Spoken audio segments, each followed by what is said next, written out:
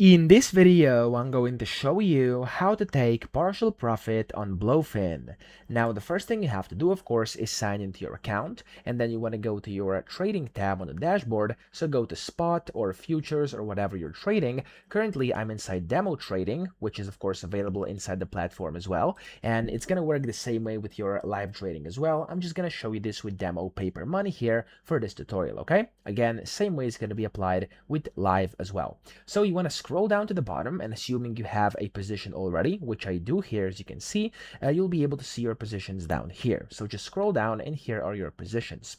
I do have a bit over 0.5 or half a Bitcoin here, and if I want to take a partial profit, I could go to the bottom here, and I can of course select the kind of close price. I'm gonna just do market right now. Of course, you could also do last price or whatever. I'm gonna do market, and then you have close quantity, and then in here you can click and select how much. You could type in a number or just select like a percentage. I'm going to do 25 over here. It's going to show me how much, and I can just click on the close button, and there we go. It's going to close instantly because the close price has been at market, okay?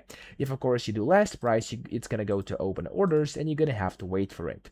Now, you also have some other options here, which is this TPSL. If you click on it, you can also go and take partial position TPSL, and in here you can select the amount, and then you can select your TP trigger price and SL trigger price, etc. But that's a bit more advanced. If you simply want to take partial profits, you can do this down here. So I hope this video helped you out. If it did, please subscribe to the channel and help me out as well.